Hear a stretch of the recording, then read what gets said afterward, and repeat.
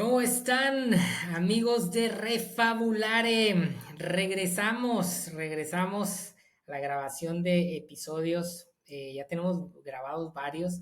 Estamos preparándonos para el lanzamiento de un curso. Y vamos a empezar a tener episodios que están relacionados con esto.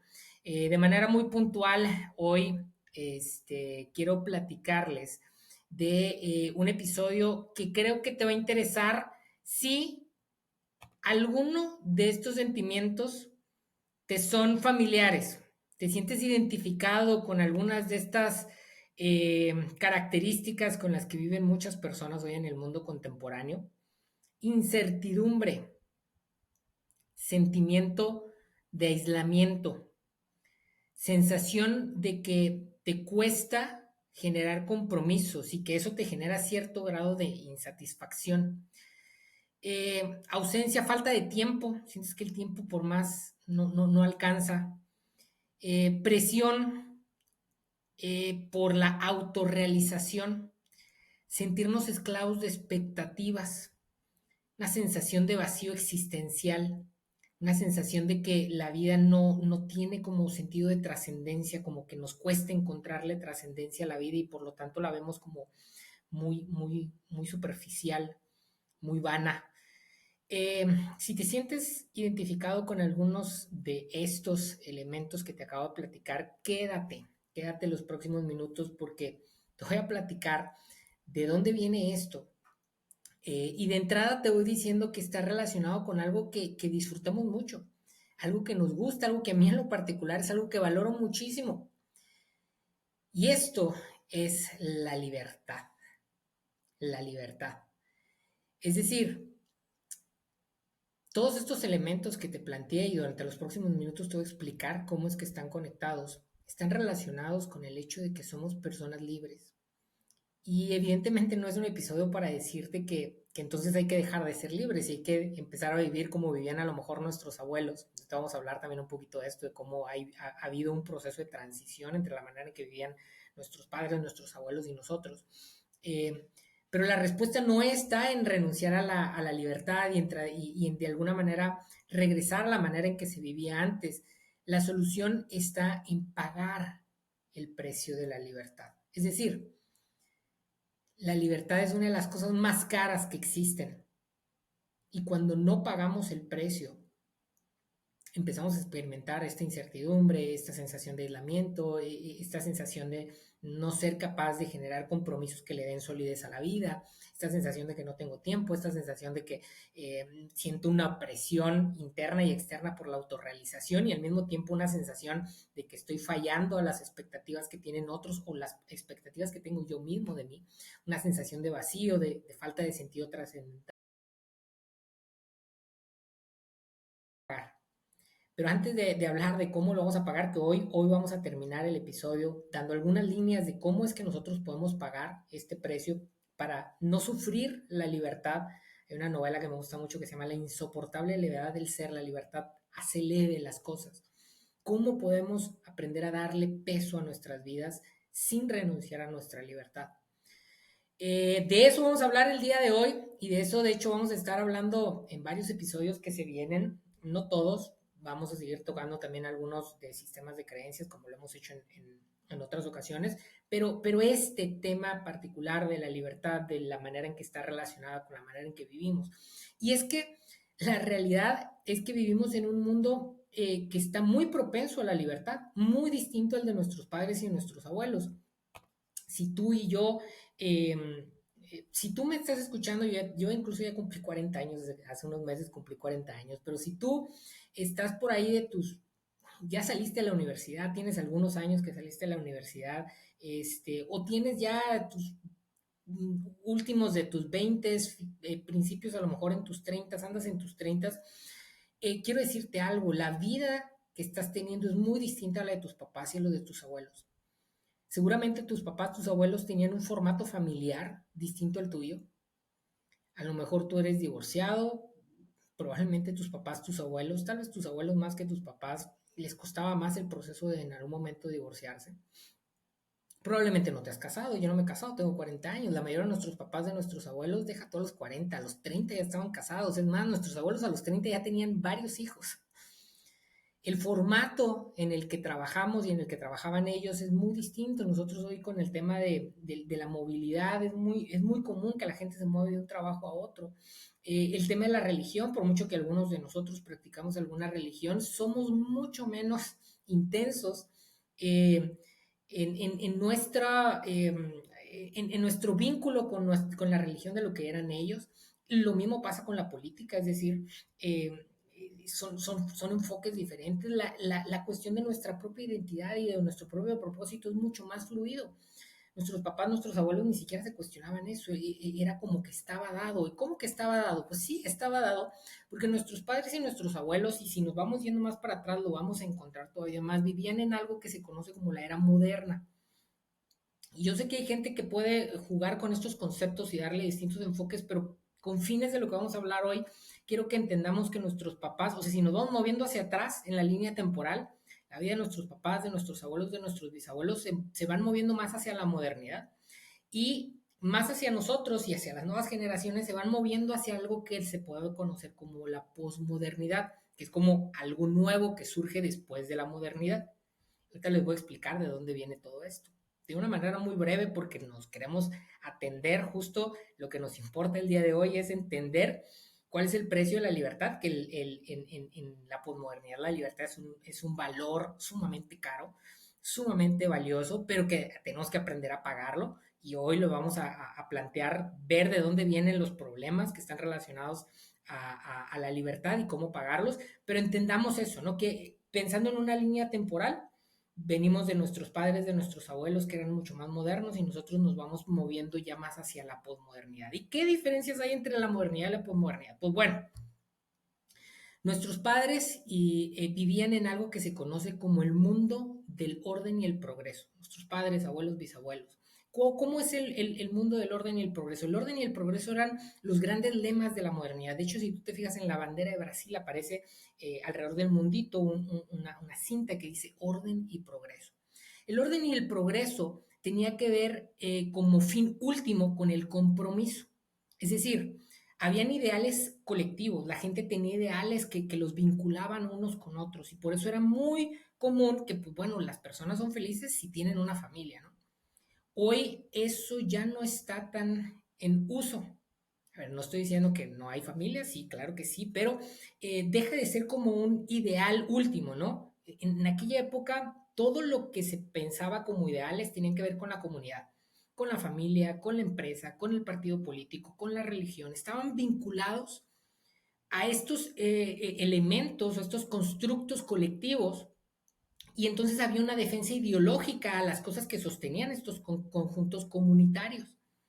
Eso facilitaba la tradición, las personas eran muy tradicionales y era tradición familiar ser de un partido o del otro. Yo recuerdo cuando era niño, me tocó crecer en Baja California, justo en la época en donde por primera vez en la historia de México hubo un gobernador que no era del PRI.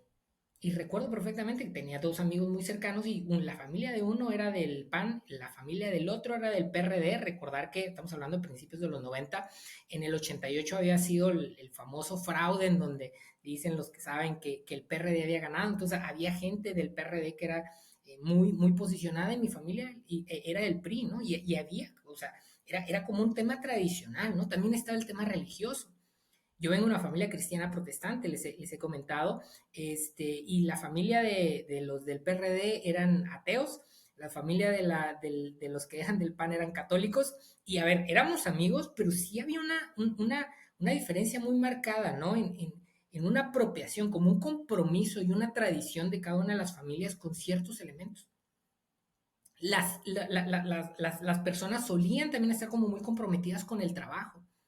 Es decir, mi papá trabajó prácticamente toda su vida en la misma empresa, en la misma organización.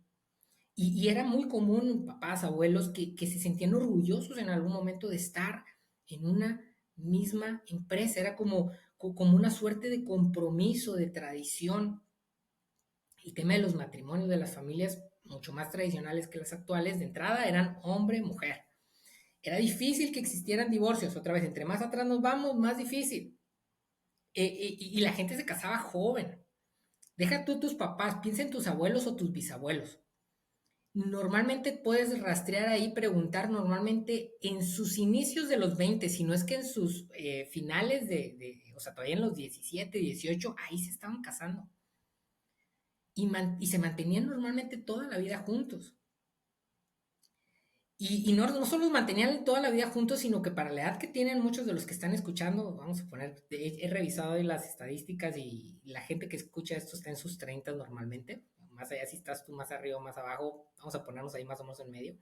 A los 30 años, nuestros abuelos, nuestros bisabuelos, ya tenían varios hijos. Del lado de mi mamá y del lado de mi papá, de los dos son 9 hermanos. Entonces, había toda una construcción de ideales colectivos en donde la gente no andaba sola. Y apuntaba este mundo del orden y el progreso mucho al compromiso. Y vamos a entender que el compromiso está de alguna manera espejeando a la libertad.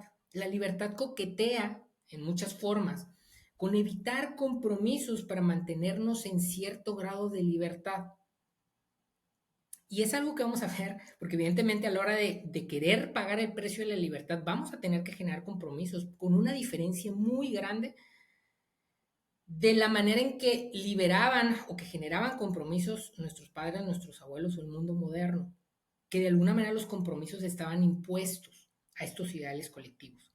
Pero la libertad en la que hoy vivimos de alguna manera ha ido renegando de esos ideales colectivos que les acabo de plantear que existían en la modernidad. Y nosotros estamos más bien, más que pensando en ideales colectivos, pensando en ideales individuales. La posmodernidad apuesta mucho por el mundo no del orden y del progreso.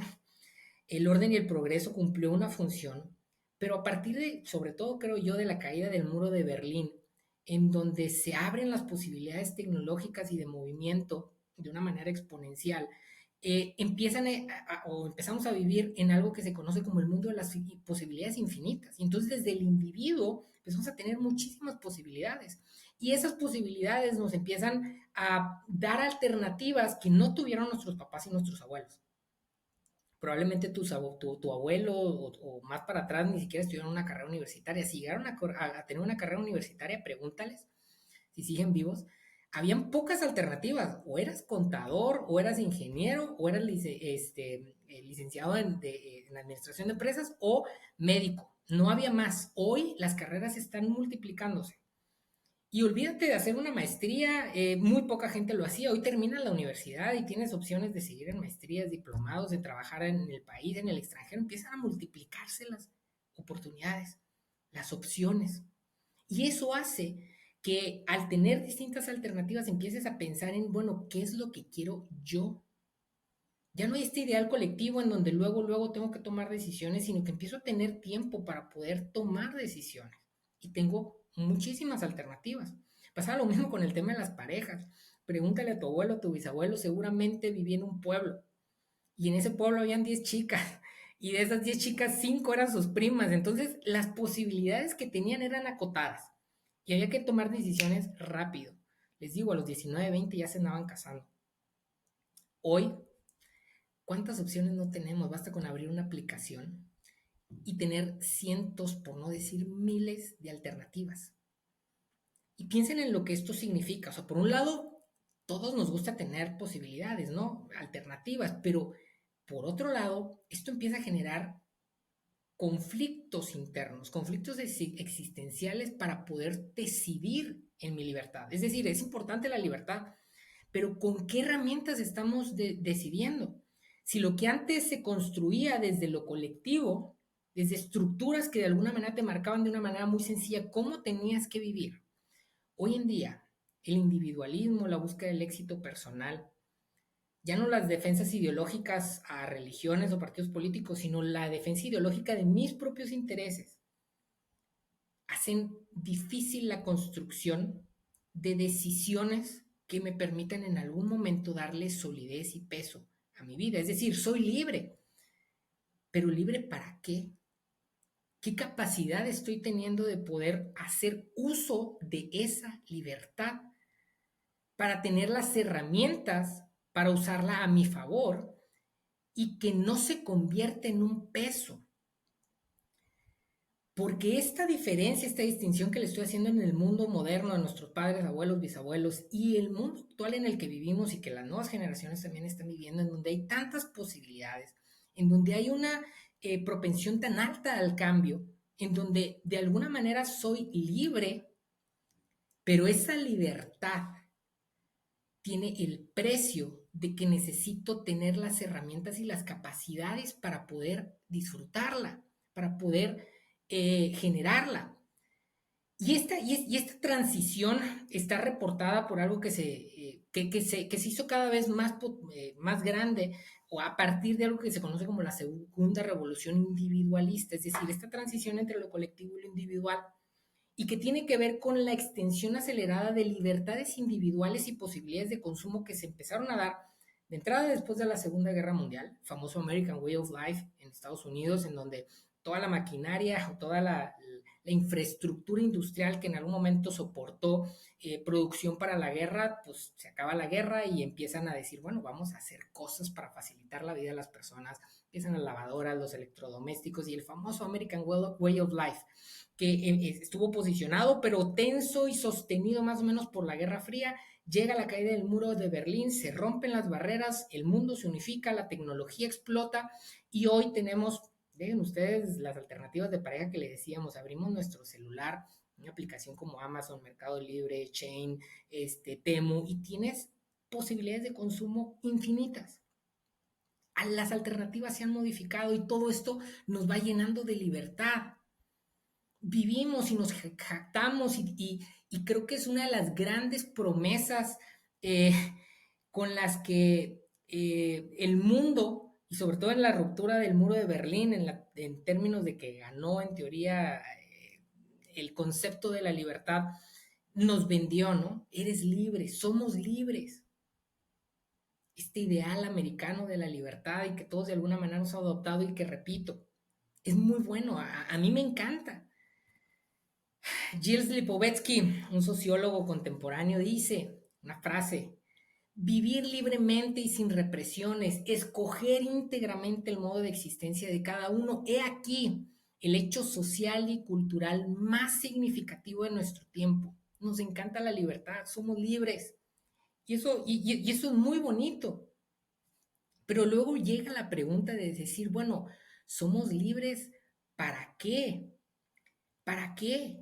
Otro sociólogo contemporáneo que habla del concepto de lo líquido, tiene un librito muy interesante que se llama Sociedad Líquida, Bauman se apellida, establece que sí, que somos libres, pero que tanta libertad y todo esto que nos ha dado la libertad ha permitido una existencia, dice él, que es como el agua líquida, que es difícil contenerla y que en algún momento podemos tener en nuestras manos la sensación de decir, híjoles, aquí tengo lo que quiero, lo que necesito, pero se me va de las manos. Se me va de las manos. Y nuestros padres y nuestros abuelos tenían vidas mucho más sólidas, mucho más concretas y hoy vivimos fluyendo. Pero en ese fluir empezamos a generar ciertas características que generan un peso a la existencia, que generan crisis existencial. Dice Bauman que nuestras identidades, es decir, la identidad con la que vivimos, está en crisis, porque no hay una personalidad sólida, porque no hay elementos para construir una personalidad sólida. Y dice algo que a mí es muy gráfico, pero se me hace muy claro. Dice, vivimos una libertad castrada. Entiéndase lo gráfico de esta frase. Una libertad castrada. Somos libres, pero no podemos hacer nada con esa libertad. No quiero que nos quedemos con la parte negativa, es decir, con la parte de decir, híjoles, y entonces, pues ya valió, ¿no? Pues mejor regresemos a ver cómo eran nuestros abuelos. No, no, no, no. No, porque es posible aprender a pagar el precio de la libertad. Pero antes de estar dispuestos a pagar el precio de la libertad, tenemos que entender que tiene un precio. Y tenemos que entender lo que nos está costando la libertad. Para en algún momento poder pagar el precio, pero nos está costando la libertad. Porque en esa incapacidad de solidificar nuestras personalidades, en esta libertad que en algún momento nos hace sentir inútiles, porque sí somos libres, pero esa libertad está castrada y tenemos esa sensación frustrante de que no podemos hacer nada con nuestra libertad. Y empieza a generar ciertos trastornos que incluso pueden llegar a la personalidad, independientemente del tipo de personalidad que tú tengas. Esto que te estoy diciendo afecta cualquier tipo de personalidad, es decir, es transversal, afecta a todos los tipos de personalidades. Y de hecho me gusta mucho también una frase de un tipo que se llama, es un filósofo contemporáneo también que se dedica a temas de la felicidad, y que dice, se llama Frédéric Lenoir, y fíjense lo que nos dice respecto a la característica o la manera en que ha ido afectando a nuestra personalidad. Fíjense lo que dice de esta generación contemporánea. Y ojalá tengamos el valor de vernos a nosotros, porque lo más fácil es decir, sí, el primo de un amigo, mi ex, esa gente que me cae mal, así es, pero yo no, pero aquí no estamos para hablar de otras personas, aquí estamos hablando porque queremos ser mejores nosotros, queremos aprender a pagar el precio de nosotros para no tener estas sensaciones de frustración. Pero fíjense lo que dice Frédéric Lenoir: el egocentrismo, la indiferencia hacia los demás y al mundo en general se ha convertido en la norma para la mayoría. Somos individuos narcisistas, no solo tu ex, somos una generación narcisista. Somos apáticos, egóticos, frustrados, cínicos. Somos adeptos, fíjense esto qué fuerte, a un hedonismo que carece de gozo. El hedonismo era una corriente filosófica de Grecia que giraba alrededor de la felicidad está en los placeres, en el disfrute de los placeres. Más profundo, luego a lo mejor podemos tener un episodio en donde ahondemos en eso, pero dejémoslo así de una manera simplificada. ¿Y qué significa esta última frase en donde dice que somos adeptos a un hedonismo que carece de gozo? Que por un lado tenemos acceso a placer de muchas formas. Nuestros papás y nuestros abuelos, si en algún momento querían ver pornografía, era todo un reto. Imagínatelos en la adolescencia, porque sí, aunque no, aunque te cueste pensarlo, es muy probable que tus papás y tus abuelos tuvieran inquietudes y curiosidades sexuales en su adolescencia. Imagínense lo que tenían que hacer para tratar de tener acceso a algo similar. Es más, están los puestos de revistas, ¿no? Y yo recuerdo cuando también era adolescente, andaba ahí fisgoneando, estaban los puestos de revista y aparecía la revista y se veía que era pornográfica y justo en la parte en donde, pues, era pornográfico, había una barra, ¿no? Para que no lo vieras, tenías que comprar y pues, tenías que comprar y si eras mayor de edad, ¿no? No se la vendían a niños. Hoy cualquier huerco que tiene un celular, no tiene que buscar ni siquiera la pornografía viene a él. Sexo. En la modernidad, nuestros papás, nuestros abuelos, el acceso que tenían a sexo era mucho menor a nosotros. Y no tenemos que hablar solo del placer en términos sexuales. O sea, ¿cuántos canales de televisión usted cree que tenía su abuelo a disposición? De entrada, si es que le alcanzó la televisión, nuestros bisabuelos tenían que radio, cine mudo. Hoy tú tienes en tu celular, en tu computadora y en tu televisión. Ojalá que uno, pero la mayoría tenemos dos, tres o hasta cuatro o más servicios de streaming y cada uno de esos servicios de streaming tienen muchísimas alternativas de películas, series. Es decir, estamos rodeados de alternativas para tener placer, para disfrutar, para tener gozo. Lo que nos guste, lo que no nos guste, memes, YouTube, lo que querramos, tenemos todo al alcance de nuestras manos. Y la pregunta es, ¿somos felices? ¿Vivimos con gozo? ¿O somos adeptos a un hedonismo? Es decir, vivimos rodeados de placeres, pero que carece de gozo. Qué fuerte, ¿no? Qué fuerte. Oye, no, que entonces nuestros abuelos estaban mejor, vamos a regresar al rancho, olvidarnos de las opciones. Eh, Me caso con la primera que esté enfrente, mejor ya no le pienso. ¿Esa es la respuesta? Híjoles, algunos andamos tan desesperados que a lo mejor y sí, ¿no? Dices, bueno, pues me regreso a una religión que me diga qué hacer y qué no hacer. busco algún sacerdote, un pastor que me diga qué hacer con mi vida. Me busco un psicólogo que me diga qué responder. Por cierto, no es eso lo ideal. De hecho, espero que no permitas que ni de un psicólogo, ni un sacerdote, ni un pastor te esté diciendo cómo vivir, porque al final es tu vida. Oye, pero eso es difícil, sí, sí es difícil. Y tiene que ver con que tenemos que pagar un precio para que la libertad no nos lleve a esto que nos ha llevado. Hay que aprender a hacer uso de la libertad. Hay que darle poder a la libertad. Hay que decastrar, no sé si existe esa palabra, pero hay que quitarle lo castrado a la libertad para poder hacer algo con ella. Porque cuando no hacemos algo para poder pagar el precio de la libertad, entonces empiezan estas características que les mencionaba al principio, ¿no? Y que están relacionados con el por qué Frédéric Lenoir tiene razón en decir eso, que somos egocéntricos y que somos indiferentes a los demás y que somos narcisistas y que somos apáticos y que somos egóticos y que somos frustrados, cínicos, adeptos a un hedonismo que carece de gozo, porque eso es una consecuencia de vivir y experimentar los siguientes elementos que me gusta pensar que son el costo de la libertad, pero que es un costo que podemos aprender a pagar. El problema es cuando no sabemos cómo pagarlo y entonces se convierte en un peso. Y ese listado que les di al principio, es decir, en medio de tantas alternativas y tantas posibilidades, tenemos una ausencia de rumbos determinados y eso nos está generando la incertidumbre. Vivimos en un mundo tan competitivo y queremos ganar cada vez más dinero y entonces hay tantas alternativas y estamos peleando por tratar de crecer todos y en esa competencia nos empezamos a aislar unos de otros y vivimos un egoísmo que nos está separando y que nos está aislando. Ojalá que fuera solo en las empresas, pero a veces incluso en nuestras relaciones de pareja se parece más a una competencia de ver quién tiene más la razón, quién se ha equivocado más o menos. Y estamos compitiendo con nuestras parejas en vez de colaborar. Estos ideales de cambio que tenemos y de vivir cada vez mejor nos hace vivir sin compromisos y empezamos una relación y sabemos que allí en nuestras redes de amigos existen otras alternativas. Y el pasto se ve siempre más verde del otro lado.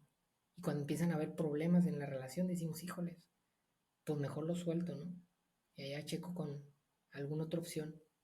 Y si no ves opción en tus redes de amigos, descargas Bumble, Tinder. No estoy diciendo que sea malo, pero alternativas hay. Y nuestra capacidad en algún momento de comprometernos con alguna opción se va diluyendo. A ver, ahorita vamos a hablar de cómo sí podemos dar herramientas para poder trabajar esto. Pero primero quiero que entiendas de dónde viene y la importancia de este tema. Tantas posibilidades de consumo material nos hacen trabajar, trabajar, trabajar y vivimos bombardeados por mercadotecnia que nos dice es que necesitas, necesitas, necesitas. Cada año un nuevo celular, cada que puedes un nuevo carro, la ropa te la venden para que te dure poco y mañana tengas que volver a comprar otra. Y el problema es que pagamos con nuestro tiempo. Y sí, tenemos acceso a muchísimas cosas que nuestros abuelos no, pero a veces no tenemos el tiempo para disfrutarlo. O aun cuando nos damos tiempo, estamos preocupados, llenos de estrés. En nuestra cabeza no podemos estar presentes, nos cuesta estar presentes. Por un lado, ya no permitimos que nadie nos ponga límites, ¿no? Ni la religión, ni la política. Nosotros somos, de alguna manera, o nos vendemos como que no, no hay necesidad. Nadie a mí me pone exigencias, pero esa ausencia de límites externos genera una falsa sensación de que como nadie me está poniendo o diciendo qué hacer, entonces yo tengo que definir qué hacer. Y bombardeados en las redes sociales por personas que están subiendo las mejores cosas de sus vidas, sentimos que en algún momento tenemos que hacerlo todo. Y tenemos que tener el mejor trabajo, y tenemos que tener las mejores vacaciones, la mejor pareja, ir a los lugares, a los mejores lugares. Y tenemos constantemente esa sensación de que estamos fracasando porque somos esclavos de expectativas que ni siquiera nos están poniendo externos, sino que muchas veces son expectativas propias, porque tenemos tantas posibilidades y vemos en nuestras redes sociales y en los anuncios de la mercadotecnia formas de vida que no son reales. Es decir, imagina que tienes, vamos a poner un ejemplo, vamos a suponer, yo sé que tienes muchos más, imagínate que tienes 52 amigos en tus redes sociales y que cada uno de esos amigos se va de vacaciones una vez en el año, una semana. ¿Qué significa? Estoy haciendo una simplificación, pero quiero que trates de ver a lo que me estoy refiriendo. ¿Qué significa? Que todas las semanas tú estás viendo en tus redes sociales que alguno de tus amigos está de vacaciones y está pasando su vida bomba y sube las fotos más bonitas y sube todo lo más bonito. Y tú, vamos a suponer que también te vas una semana de vacaciones al año, te pasas 51 semanas al año diciendo es que todo el mundo anda de vacaciones menos yo. Y tu pareja, tienes broncas en la mañana y dices, híjoles, qué difícil es esto, pero de tus 52 amigos hay varios que tienen pareja y suben su cena de aniversario y suben el, al restaurante bonito al que fueron. Y tú también vas a tu restaurante y tú también lo subes en redes sociales, pero no subes los pleitos, no subes los conflictos, no subes los retos. Y experimentas el 90% de tu tiempo, retos, dificultades, rutina, pero estás viendo de tus 52 amigos, y estoy hablando de 52, yo sé que tienes más, lo puse simplemente por la referencia de la semana, estás viendo de tus 52 amigos que ellos están poniendo solo su mejor 10%. Esto cuando te lo digo, lo empiezas a ser consciente, yo sé que te hace sentido, pero quiero que entiendas que cuando tú estás en redes sociales, tu cerebro no está generando estos filtros y simplemente se está bombardeando de que tus amigos tienen las parejas perfectas, que se la pasan de vacaciones, que van a los mejores lugares. Y empieza a generar en el cerebro una sensación de que estamos haciendo algo mal, porque tu vida real no es la vida que subes a Instagram. Y entonces vivimos constantemente con una sensación de que estamos fracasando, con una presión por la autorrealización y sintiéndonos de alguna manera esclavos, ya no de la religión, ya no de nuestros papás, ya no de la política, de nuestras propias expectativas manipuladas por el mercado, por las redes sociales. No solo eso, tus papás, tus abuelos resolvían algo que Lipovetsky, que me gusta mucho este concepto, algo que Lipovetsky llama es un proyecto histórico movilizador. ¿Qué significa esto? Tener en la existencia una visión de tu futuro que te permita ordenar tu presente. Entonces, piensa en tus abuelos que empezaron a tener hijos cuando tenían 18, 19 años y que tuvieron 10 hijos.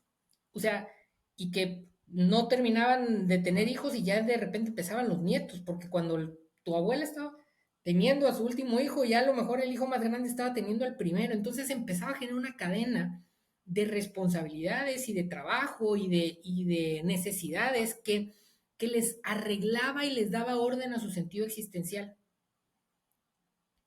Hoy sales de la universidad sin hijos, con múltiples alternativas para todo, y entonces es difícil en algún momento generar un proyecto histórico movilizador que te regrese al presente y que le dé sentido a ese presente. Y al no tener ese encuadre, empezamos a experimentar vacío existencial. No sabemos qué hacer, no sabemos qué estamos haciendo con nuestra existencia. Y nos empezamos a aislar de los colectivos y entonces tampoco hay sentido trascendental porque la trascendencia tiene que ver con salir de mí mismo hacia los demás, tener un propósito que está vinculado con los demás. Y te repito, tus abuelos ni siquiera se tenían que hacer estos cuestionamientos porque a los 18, 19 años ya estaban embarazados, ya tenían familia, ya tenían responsabilidades, ya tenían que comprar pañales, ya tenían todo este peso. Nosotros no.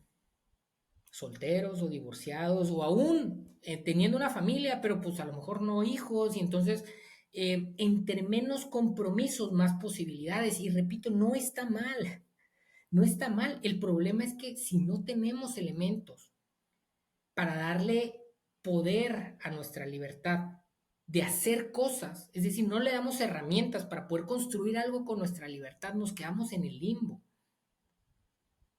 Y al habernos alejado de los sistemas religiosos y políticos, nos desapegamos de esos ambientes que en algún momento históricamente nos daban una estructura, nos daban pautas de cómo vivir. Cuando nos alejamos de eso, nos queda en nosotros el peso de construir nuestras propias pautas. Queda en nosotros el peso de hacernos responsables de nuestra propia vida. Cuando las cosas no salen bien, sentimos que el fracaso cae total y fatalmente sobre nuestros hombros. No hay a quien echarle la culpa. Oye, Enoch, ¿y qué hacemos? ¿Qué hacemos para pagar este precio? Pues bueno, vamos a seguir hablando un poco de esto en otros episodios. El curso que vamos a hacer una masterclass para poder ahondar un poquito más en esto en próximas semanas. Pero te voy adelantando algunos elementos que son importantes para poder hacer frente a la libertad, para poder pagar el costo de la libertad y entonces no tener que vivir estas características de incertidumbre, de egoísmo, de aislamiento, de falta de tiempo, de presiones por autorrealización y que entonces al poder pagar ese precio evitemos o salgamos, si es que ya estamos ahí, vivir con estas características que nos decía Frédéric Lenoir, de egocentrismo, de indiferencia a los demás, de ser narcisistas, apáticos, egóticos, frustrados, cínicos y adeptos a un hedonismo que carece de gozo. Nadie quiere ser así. Nadie quiere ser así. Nadie quiere estar cerca de gente así. Pero así somos cuando nos aislamos, cuando vivimos en incertidumbre, cuando no sabemos cuál es el sentido de la vida, cuando no tenemos capacidad de generar trascendencia. Y es algo que experimentamos todos. No creas que yo, porque te estoy diciendo esto, estoy libre de esto. No, no, no, yo también. Y es parte de todo esto que les comparto, justo de mi propio camino, ¿no? De ir aprendiendo y entendiendo estas cosas que están sucediendo. Te voy a dar cuatro elementos que son fundamentales para poderle dar herramientas a la libertad, para poder darle dientes a la libertad y que entonces pueda hacer algo. Número uno, hay un autor que se llama Barry Schwartz, lo pueden buscar en YouTube, tiene una TED Talk, en donde él establece y nos dice, ¿sabes qué? Tenemos demasiadas opciones. Y como tenemos demasiadas opciones, la herramienta o alguna de las cosas que te quiero dejar el día de hoy para poder enfrentar el costo de la libertad, el precio de la libertad, es que necesitamos aprender a priorizar lo que es realmente importante para nosotros. Repito, no te estoy dando una receta para regresar a cómo vivían tus abuelos, porque tus abuelos pues no elegían qué era importante para ellos, simplemente socialmente el mundo moderno a través del orden y el progreso le decía esto tienes que hacer y no tienes opciones. Hoy nos dice Barry Schwartz, tenemos demasiadas opciones y eso genera un peso y de hecho hay evidencia, él estudia esto de que solemos estar al final más insatisfechos con nuestras decisiones mientras más opciones tenemos. Pero esto lo podemos enfrentar cuando nosotros trabajamos en un autoconocimiento. De hecho, el autoconocimiento es fundamental para esto. Es decir, nos trabajamos en nosotros mismos y nos conocemos lo suficiente para en algún momento nosotros tener la priorización de lo que es importante para nosotros. Si yo llego enfrente de tantas opciones que me ofrece el mundo contemporáneo sin saber qué es importante para mí, la posibilidad de que acabe frustrado es muy alta. Pero si yo me conozco lo suficiente para saber qué es importante para mí, entonces puedo enfrentar este primer reto de las demasiadas opciones de una mejor manera. Segundo elemento, entonces primero hay que aprender, primero aprender a priorizar. El segundo elemento viene del problema de que no sabemos comprometernos. Bauman, el sociólogo que les mencionaba hace rato, hacía mucho eco en esto, ¿no? Decía, es que la solidez de las cosas está en los compromisos. Y hoy no nos queremos comprometer, queremos estar cambiando constantemente de cosas. Para enfrentar este segundo reto, es importante generar lo que Lipovetsky llama un proyecto histórico movilizador. ¿A qué nos referimos con un proyecto histórico movilizador? Es importante que tú generes una visualización futura de tu vida. ¿Qué quieres para tu futuro? Porque en función de eso que quieres vas a poder generar compromisos. Estamos rodeados de mensajes que te dicen, levántate a las 5 de la mañana, es que échale más ganas, es que no eres exitoso porque no quieres, y nos bombardean y nos hacen sentir mal. Y a veces tú dices, es que no, pues es que no tengo ganas de levantarme a las 5 de la mañana. Es que me levanté unos días, pero pues no me aguantó la motivación. Te voy a decir por qué no te aguanta la motivación. porque no tienes un proyecto histórico movilizador que justifique cualquier tipo de compromiso o sacrificio. No es que no nos guste sacrificarnos, es que no tenemos algo por qué sacrificarnos. No es que no nos guste comprometernos, es que no tenemos un proyecto histórico movilizador con qué comprometernos. Y en este sentido es importante que tú, sin necesidad de que a lo mejor te tengas que casar y tener muchos hijos para decir, bueno, pues aquí están ya mis responsabilidades, porque aún quien está casado hoy, quien tiene hijos hoy, tiene mucho más alternativas que las personas de hace 50 años. Hoy tú tienes que tener la decisión en algún momento de decir qué quiero hacer con mi vida. Desarrollar un proyecto, prospectar una vida futura que me permita regresar a mi presente y entonces poderme comprometer a través de una claridad de hacia dónde voy. Esto también requiere evidentemente autoconocimiento y no solo autoconocimiento, sino capacidad de proyectar qué es lo que quiero hacer con mi vida. Tercer elemento, las cosas, y esto lo dice mucho Lipovetsky, carecen de sentido. Es decir, las personas no tenemos en algún momento un sentido trascendental porque no hemos encontrado la manera en que nuestro proyecto histórico movilizador o que nuestra vida puede construir o sumar a la vida de un mundo mejor. Y en este sentido es fundamental descubrir qué cosas nos importan a nosotros. Y en ese sentido, desde las cosas que nos importan, desde conocer nuestras capacidades y nuestras habilidades, poder decir, ¿sabes qué? Yo, yo puedo hacer esto, a mí me gusta hacer esto, y esto que yo hago sirve a las demás personas. Y esto no estoy diciendo que te vuelvas la Madre Teresa de Calcuta, ni que necesariamente tengas que trabajar en una organización social, no, no, no, no. Cualquier cosa tú que haces profesionalmente, si tiene un enfoque o si has construido tu vida profesional desde lo que eres, es porque tienes la capacidad desde lo que eres de entregar valor. Nadie te paga si no entregas valor. Y en la medida que tú conoces y reconoces en ti lo que puedes ofertar, lo que puedes promover, no solo te facilita el construir una vida profesional alineada, sino que empiezas a darle sentido a tu vida profesional. Y entonces ya no vas a trabajar nada más de 8 a 5 porque tienes que ir a trabajar para pagar las cuentas, sino que empiezas a ver tu vida como un proyecto en donde tú puedes sumarte a la construcción de un mundo mejor y eso nos llena de sentido. Eso nos llena de sentido. Por último, el cuarto elemento que te quiero dar, nos dice Byung-Chul Han, un filósofo contemporáneo, estamos cansados. Vivimos en una sociedad que nos cansa y en ese sentido algo que te quiero dar, cuarto elemento que te quiero dar para pagar el precio de la libertad es que necesitamos de ser muy intencionados en procurar espacios para la reflexión existencial y la vida contemplativa, es decir, para reflexionar respecto a nuestra vida, no solo vivir, sino reflexionar nuestra vida, regresar a nosotros, es decir, la vida nos tiene que regresar a nosotros y para eso necesitamos espacios de reflexión.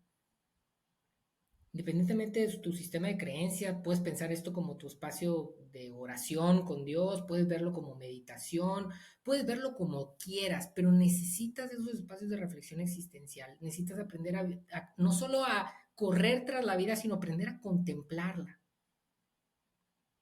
Y estos cuatro elementos que te acabo de mencionar, te lo repito, el aprender a priorizar lo que es realmente importante, el desarrollar un proyecto histórico movilizador y el descubrir el rol fundamental que juegas tú en la construcción de un mundo mejor. Perdón, me faltaba uno. Y el procurar espacios de manera intencionada para la reflexión existencial y la vida contemplativa son una base sobre la que tú puedes aprender a pagar el precio de tu libertad. Próximo mes, principios yo creo de agosto, vamos a tener una masterclass en donde estos elementos los voy a extender y te voy a proponer una forma de trabajarlos de una manera muy puntual. Pero hoy quiero que te quedes al menos con estas ideas, independientemente si mañana o el próximo mes ves la masterclass o no, que te quedes con esto como un elemento que te ayude en algún momento a enfrentar los costos que nos da la libertad, porque nos encanta la libertad, pero nos ha dejado con incertidumbre, nos ha aislado, nos ha generado con incapacidad de generar compromisos, con una sensación de que no tenemos tiempo, porque estamos presionados por autorrealizarnos, por cumplir con expectativas que muchas veces son propias y que vienen distorsionadas por las redes sociales e incapaces de tener un sentido trascendental. Y esto nos ha llevado al egocentrismo, nos ha llevado a la indiferencia a los demás, nos ha llevado a ser narcisistas, apáticos, egóticos, frustrados, cínicos y adeptos a un hedonismo que carece de gozo. Y tú sabes que aunque no necesariamente te conozco, a través del podcast siento que he generado una relación contigo, ¿no? Y de verdad, en mi corazón están los mejores deseos para tu vida y también para la mía, porque como siempre les digo, todo esto lo digo primero para mí. Y yo quiero que no tengas esa frustración de sentir que vives en una libertad castrada. Quiero que en algún momento puedas generar las capacidades para pagar el precio de la libertad, porque la libertad es hermosa, pero es carísima. Es carísima.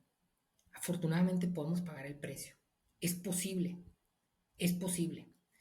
Y para terminar con este primer episodio con el que retomamos los episodios de podcast, quiero leerte la frase con la que siempre terminamos. Y por cierto, miran, bueno, quienes vean esto en YouTube, está ahí el cuadro detrás, es un cuadro ahí de Miguel Ángel, bueno, es una copia evidentemente, pero yo lo adapté y le puse ahí la frase.